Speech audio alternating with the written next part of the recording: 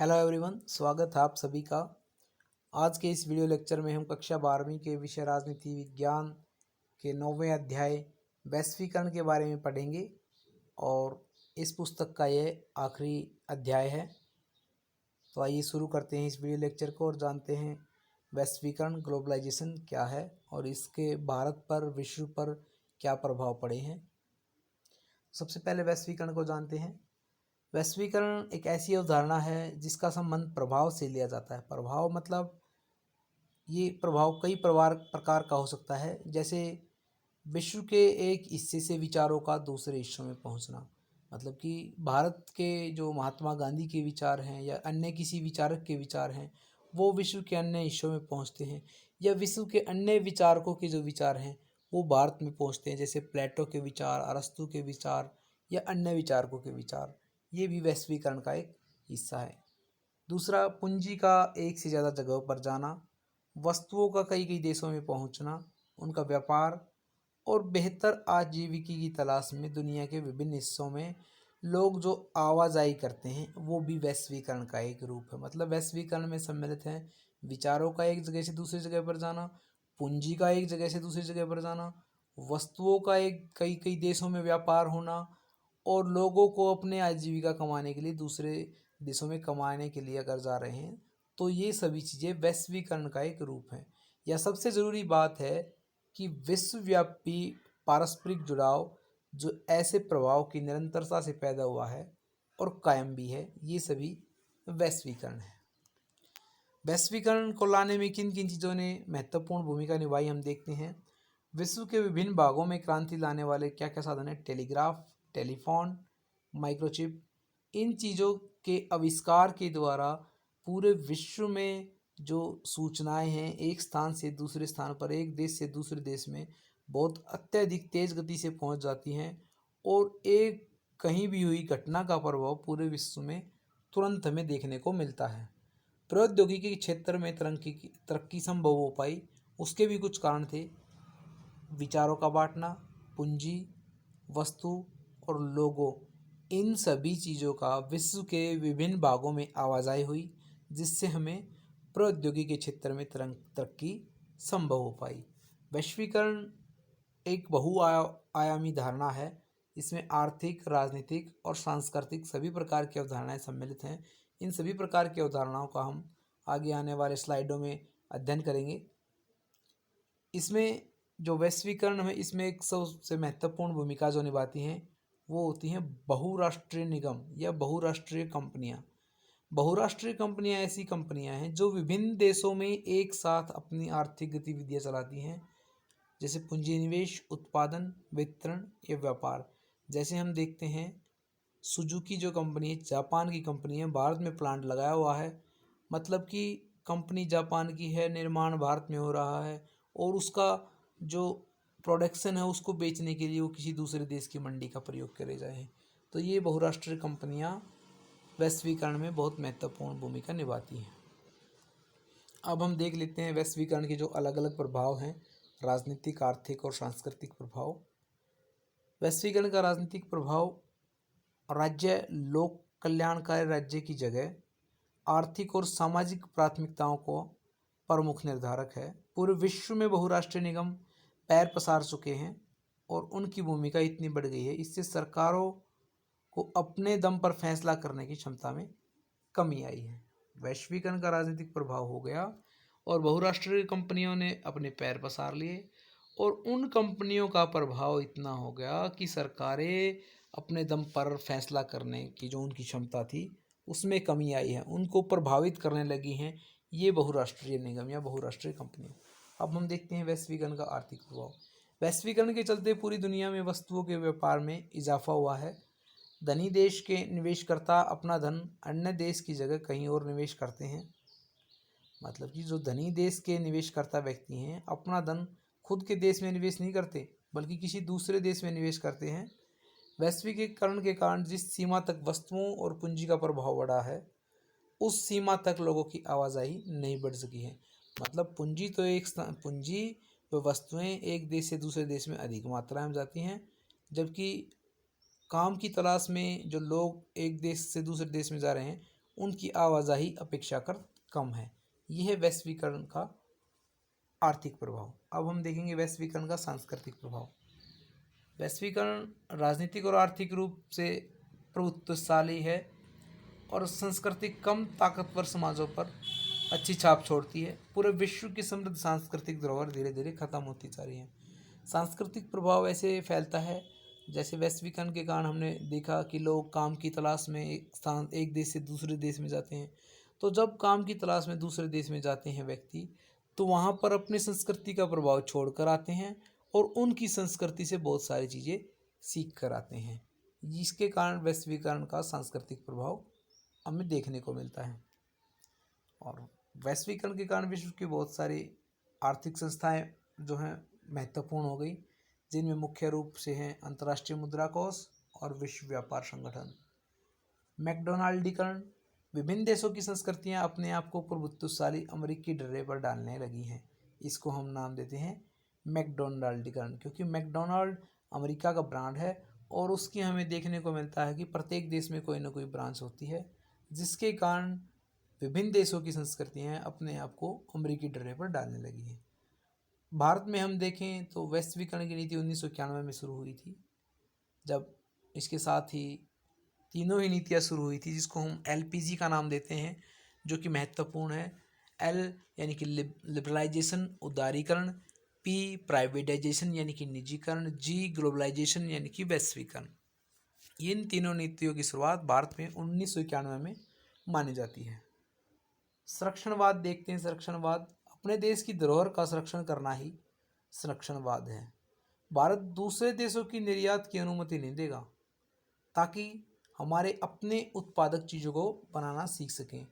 मतलब भारत की सरकार है अपने जो छोटे मोटे उत्पादक लोग हैं उनको बचाने के लिए दूसरे देशों को निर्यात की अनुमति नहीं देगा, या दूसरे देशों के निर्यात पर इतना ज़्यादा कर लगा देगा कि वो निर्यात न कर पाएंगे। यह भारत ने स्वतंत्रता के बाद निर्णय लिया और वैश्वीकरण की विश्वव्यापी आलोचना हो रही है, क्योंकि इससे धनिक लोग, अमीर देश हैं वो और अधिक ज़्यादा अमीर हो रहे हैं और निर्धन देश हैं और अधिक निर्धन हो रहे हैं, क्योंकि अमीर देश कंटिन्यू निर्धन देशों का लगातार शोषण कर रहे हैं। साम्राज्यवाद देखते हैं। जब कोई भी देश किसी अन्य देश के क्षेत्र पर आर्थिक या राजनीतिक आधिपत्य स्थापित कर लेता है तो ऐसी स्थिति को साम्राज्यवाद कहते हैं। इसका उदाहरण हम समझ सकते हैं, जब इंग्लैंड ने, ब्रिटेन ने हमारे ऊपर अधिकार जमाया हुआ था आर्थिक रूप से भी, राजनीतिक रूप से भी, तो वो साम्राज्यवाद का एक उदाहरण था। साम्राज्यवाद से छुटकारा पाने के बाद एक नया शब्द उभर कर आया था, पुनः उपनिवेशीकरण। जब बहुत सारे देश द्वितीय विश्व युद्ध के बाद स्वतंत्र हो गए तो उसके बाद एक नई विचारधारा उभर कर आई थी, पुनः उपनिवेशीकरण। जिससे उपनिवेशीकरण का हमने अर्थ समझा था कि किसी देश को गुलाम बनाकर वहाँ पर अपनी चीज़ें बेचना और वहाँ से कच्चा माल सस्ते दामों पर प्राप्त करना और तैयार माल अधिक दामों पर बेचना। तो विभिन्न देश जैसे ब्रिटेन, डच, पुर्तगाल, फ्रांस ने एशिया, अफ्रीका और लैटिन अमेरिका को वर्षों तक उपनिवेश बनाए रखा। लंबे समय के बाद इन्होंने स्वतंत्रता प्राप्त की, लेकिन पुनः उपनिवेशीकरण बहुराष्ट्रीय कंपनियों के माध्यम से किसी भी देश का दोबारा उपनिवेश बनाने की प्रक्रिया को पुनः उपनिवेशीकरण कहा जाता है, लेकिन कोई भी देश उपनिवेश नहीं बनना चाहता है। पारस्परिक निर्भरता भी इसमें एक महत्वपूर्ण शब्द है वैश्वीकरण में। आज प्रत्येक देश अपनी आवश्यकताओं के लिए दूसरे देश पर निर्भर करता है और यही पारस्परिक निर्भरता है। मतलब कोई भी देश अकेले अपने दम पर अपनी आवश्यकताएं पूरी नहीं कर सकता और उन्हें अपनी आवश्यकताओं के लिए दूसरे देशों पर निर्भर रहना पड़ता है। इसी को पारस्परिक निर्भरता का नाम दिया गया है। अब हम देखेंगे वैश्वीकरण के उदाहरण। वैश्वीकरण का उदाहरण विभिन्न विदेशी वस्तुओं के भारत में उपलब्धता। मतलब भारत में विदेशों में तैयार बहुत सारा माल हमें आसानी से उपलब्ध हो जाता है। युवा अपने कैरियर के विभिन्न अवसरों के लिए विदेशों में जाने के लिए पढ़ाई करते हैं और नौकरी भी विदेशों में करते हैं, तो कैरियर के विभिन्न नए अवसरों का मिलना वैश्वीकरण का उदाहरण है। तीसरा, किसी भारतीय का अमेरिकी कैलेंडर या समय अनुसार सेवा प्रदान करना, ये भी वैश्वीकरण का उदाहरण है। बहुत सारे व्यापारी हैं, छोटे व्यापारी, वो प्रत्यक्ष विदेशी निवेश लागू होने से उन्हें डर लगता है क्योंकि उनका मानना है कि प्रत्यक्ष विदेशी निवेश से बड़ी रिटेल कंपनियां आएंगी और उनके रोज़गार हैं वो समाप्त हो जाएंगे। इसलिए ये वैश्वीकरण का एक नकारात्मक पहलू हमें देखने को मिलता है। इसके अलावा लोगों के बीच आर्थिक असमानता में वृद्धि हो रही है। ये सभी उदाहरण थे नकारात्मक और सकारात्मक प्रकृति के। वैश्वीकरण के प्रभाव मुख्यतः 3 प्रकार के हैं। हमने देखा था राजनीतिक, आर्थिक, सांस्कृतिक। अब हम देखते हैं वैश्वीकरण की विशेषताएं। वैश्वीकरण के क्या क्या फायदे हैं। आपसी जुड़ाव प्रबल, मतलब जब विश्व के सभी देश एक दूसरे पर निर्भर हैं तो उनमें आपसी जुड़ाव अधिक हुआ है। आपसी जुड़ाव से हितों में समानता आई है। आपसी जुड़ाव से संस्कृतियों में अंतक्रिया आई है, मतलब एक दूसरे की संस्कृतियों को जानने का मौका मिला है लोगों को, और उन संस्कृतियों में अंतक्रिया भी हो रही है कि कुछ हम अपनी संस्कृति का हिस्सा दूसरों की संस्कृति पर डाल रहे हैं और दूसरों की संस्कृतियों से हम अपनी संस्कृति में बहुत सारे विचार सम्मिलित कर रहे हैं। प्रभाव में गतिशीलता, मतलब वस्तुओं का, पूंजी का या व्यक्तियों का जो प्रभाव है एक देश से दूसरे देश में, वो गतिशील हो रहा है। उदार पूंजीवादी व्यवस्था को बढ़ावा देना, सभी देशों ने वैश्वीकरण के कारण उदार पूंजीवादी व्यवस्था को बढ़ावा देने में प्रयत्न किया है। इसके अतिरिक्त साझा बाजार को बढ़ावा, पूरा विश्व आज एक साझा बाजार बन गया है, मतलब विश्व का कोई भी देश किसी दूसरे देश में अपने द्वारा तैयार माल बेच सकता है और जिस माल की उसे आवश्यकता है वो दूसरे देश से खरीद सकता है। इस प्रकार पूरा विश्व है एक बाजार के रूप में हमें देखने को मिल रहा है। और वैश्वीकरण की एक अन्य विशेषता यह है कि वैश्विक समस्याओं का हल भी इसी के द्वारा किया जा सकता है। वैश्विक सहयोग, विभिन्न आर्थिक घटनाएं, मंदी, तेजी, महामारी, जिस तरह हमने देखे बहुत सारी ऐसी महामारियाँ आई जो कि वैश्विक सहयोग से उनसे निपटना संभव हो पाया, जैसे Ebola, HIV AIDS, swine flu इत्यादि ये उदाहरण हैं जो वैश्विक सहयोग के बिना इनका सामना करना मुश्किल है। तो ये थे वैश्वीकरण की विशेषताएं। अब हम देखेंगे वैश्वीकरण के कारण। वैश्वीकरण के कारण सबसे पहला विज्ञान एवं तकनीकी का विकास। विज्ञान एवं तकनीकी के विकास से सूचनाओं का एक स्थान से दूसरे स्थान पर जाना आना आसान हो गया। व्यक्तियों का एक स्थान से दूसरे स्थान पर आना जाना आसान हो गया, जिसके कारण वैश्वीकरण को बढ़ावा मिला। दूसरा, देशों की आपसी निर्भरता। हमने देखा था कि आज विश्व में कोई भी ऐसा देश नहीं है जो अपनी आवश्यकताएं स्वयं पूरा कर सके। अपनी आवश्यकताओं की पूर्ति के लिए उसे दूसरे देश पर निर्भर रहना पड़ता है और ये वैश्वीकरण के बढ़ने का एक कारण है। वैश्विक घटनाओं का वैश्विक प्रभाव, जैसे मैंने बताया कि सूचनाएं एक स्थान से दूसरे स्थान पर बहुत तेज गति से आ जा सकती हैं। इस कारण विश्व में किसी भी एक स्थान पर होने वाली घटना का प्रभाव पूरे विश्व पर पड़ता है। ये वैश्वीकरण का एक कारण है। परिवहन एवं संचार साधनों में उन्नति, इसके कारण भी सामान को या व्यक्तियों को एक स्थान से दूसरे स्थान पर आने जाने में सुविधा होती है और जिससे वैश्वीकरण को बढ़ावा मिलता है। उदारीकरण की नीति, बाजार व्यवस्था। हमने देखा था कि सभी देशों ने उदारवादी पूंजीवाद को अपनाने की कोशिश की है। ये भी एक वैश्वीकरण का कारण है।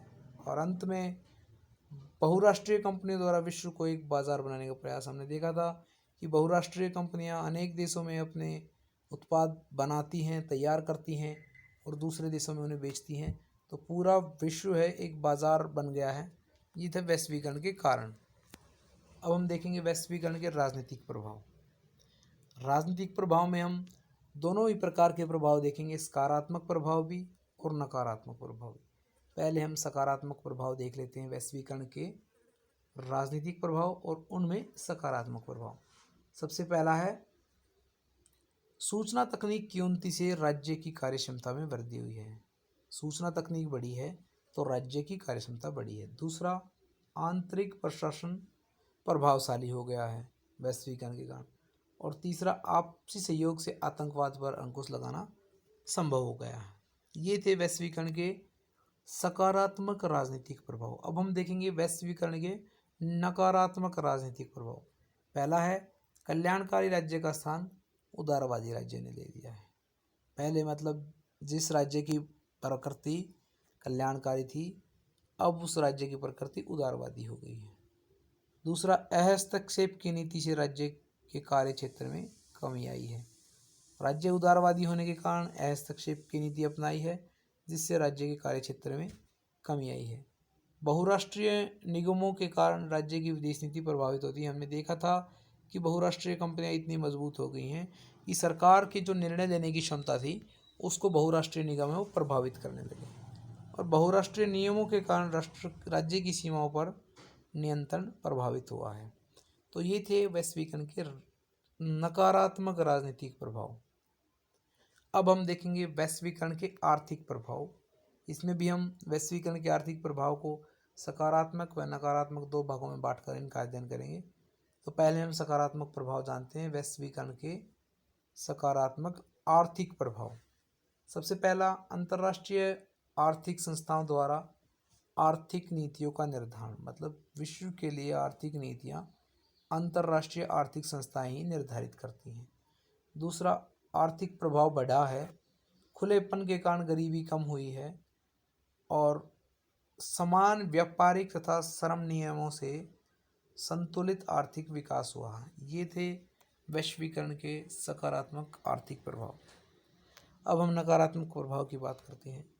पूंजीवादी व्यवस्था ने अमीरों की संख्या कम और गरीबों की संख्या अधिक हुई है, मतलब अमीर लोग और अधिक हुए हैं और गरीब लोग की संख्या बढ़ गई है। दूसरा, सरकार ने गरीब व वंचित वर्गों के कल्याण, कार्य, सुरक्षा के कार्य कम हुए हैं। जैसे हमने राजनीतिक प्रभाव में पढ़ा कि सरकार का जो कल्याणकारी स्वरूप था उदारवादी स्वरूप हुआ है, जिसके कारण सरकार ने गरीब और वंचित वर्गों के कल्याण कार्य और सुरक्षा के कार्य हैं वो कम करने लगी है। तीसरा, आर्थिक संस्थाओं ने गरीब देशों के हितों की अनदेखी की है। और अंत में हम देखते हैं बहुराष्ट्रीय कंपनियों ने कुटीर उद्योगों को नुकसान और बेरोजगारी बढ़ी है। जो बड़ी बड़ी कंपनियां हैं, विदेशी कंपनियां, वो देश की छोटी छोटी जो कुटीर उद्योग हैं उनको नुकसान पहुंचाती हैं, जिसके कारण देशों में बेरोजगारी बढ़नी शुरू हो गई है। ये थे वैश्वीकरण के आर्थिक प्रभाव। अब वैश्वीकरण के सांस्कृतिक प्रभाव देखते हैं। सांस्कृतिक समरूपता द्वारा विश्व में पश्चिमी संस्कृति को बढ़ावा मिला है। विश्व में जो पश्चिमी संस्कृति का बोलबाला हमें देखने को मिलता है, इसका उदाहरण है जगह जगह पर मैकडोनाल्ड इत्यादि के हमें ब्रांच देखना। पूरे विश्व में जीन्स, टी शर्ट इत्यादि का पहनावा, ये पश्चिमी संस्कृति का पूरे विश्व पर हमें प्रभाव देखने को मिल रहा है। खाने पीने और पहनावे में विकल्पों की संख्या में वृद्धि हुई है। लोगों में सांस्कृतिक परिवर्तनों पर दुविधा है।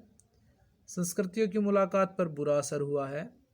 और अंत में हम देखते हैं वैश्वीकरण के सांस्कृतिक प्रभाव में सांस्कृतिक विभिन्नीकरण, जिसमें प्रत्येक संस्कृति कहीं ज़्यादा अलग और विशिष्ट हो रही है। सांस्कृतिक विभिन्नीकरण, जिसके कारण संस्कृतियाँ और ज़्यादा अलग और ज़्यादा विशिष्ट हो रही हैं। ये थे वैश्वीकरण के सांस्कृतिक प्रभाव। अब बात करते हैं वैश्वीकरण के आर्थिक परिणाम। वैश्वीकरण के कारण सबसे पहले व्यापारिक प्रतिबंधों में कमी आई है। मतलब जो देश पहले व्यापार के लिए दूसरे देशों के व्यापार के साथ करने के बहुत सारी चीज़ों के आयात व निर्यात पर प्रतिबंध रखते थे, वैश्वीकरण के कारण इन प्रतिबंधों में कमी आई है। दूसरा, वीजा नीति। विकसित देश इस नीति द्वारा अपने राष्ट्र कर सीमाओं को अभेद बनाए रखते हैं, ताकि दूसरे देश के नागरिक विकसित देशों में नौकरी धंधे न कर सकें। उन्होंने, जो विकसित देश हैं, उन्होंने अपनी वीज़ा प्राप्त करने की नीतियाँ इस प्रकार बनाई हैं कि विकासशील देशों के नागरिक वहाँ आकर आसानी से ना वीज़ा प्राप्त कर पाएँ, और वीज़ा नहीं प्राप्त कर पाएंगे तो वहाँ नौकरी धंधा नहीं अपना पाएंगे, जिसके कारण उनके देश के नागरिकों को वो नौकरी धंधा आसानी से मिल जाएगा। ये आर्थिक नीति, वीज़ा नीति थी। और तीसरा है सामाजिक सुरक्षा कवच। इस नीति द्वारा आर्थिक रूप से कमजोर तबकों पर दुष्प्रभाव को कम करने की कोशिश की जाएगी। ये थे वैश्वीकरण के आर्थिक परिणाम। अब वैश्वीकरण के सामाजिक प्रभाव देखते हैं। इनको भी हम दो भागों में बांटेंगे, सकारात्मक व नकारात्मक। विदेशी संस्कृतियों के मेल से पसंदों का क्षेत्र बढ़ गया है, वेशभूषा परिवर्तित हो गई है, मेल मिलाप से खाद्य व्यवस्था प्रभावित हुई है। ये थे वैश्वीकरण के सकारात्मक सामाजिक प्रभाव। इसके अलावा नकारात्मक प्रभाव, धनी देशों की संस्कृति गरीब देशों के समाज पर प्रभावी, संस्कृति की मौलिकता समाप्त हो चुकी है और विकासशील देशों की संस्कृतियों का पश्चिमीकरण हो गया है। युवा पीढ़ी में तनाव देखने को मिलता है। वैश्वीकरण का प्रतिरोध, वामपंथी विचार के अनुसार वैश्वीकरण धनी वर्ग को बढ़ावा देकर धनी तथा गरीब के अंतर को बढ़ा रहा है, इसलिए वामपंथी व्यक्ति वैश्वीकरण का प्रतिरोध कर रहे हैं।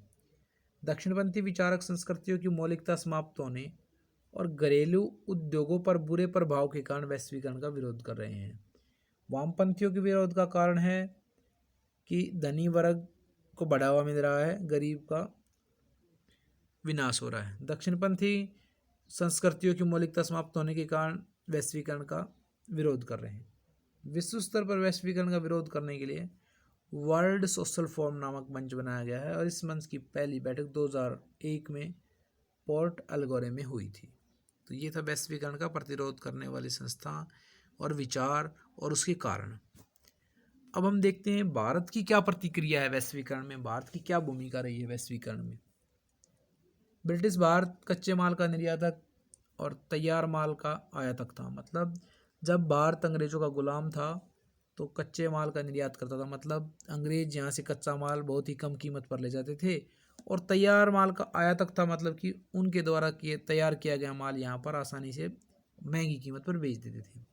लेकिन स्वतंत्रता के बाद घरेलू उद्योगों को बढ़ावा मिला और उन्हें संरक्षणवाद की नीति अपनाई, लेकिन इस नीति से आर्थिक वृद्धि दर है वो धीमी हुई। और 1991 में जैसे हमने बात की थी, विकास दर को बढ़ावा देने के लिए आर्थिक सुधार कर विदेश निवेश पर भारत में बल दिया गया।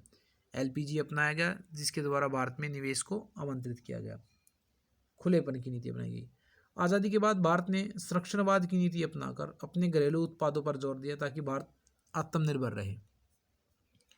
आज वैश्वीकरण के कारण भारत की आर्थिक वृद्धि 7.5% वार्षिक की दर से बढ़ रही है, जो 1990 में 5.5% वार्षिक दर थी।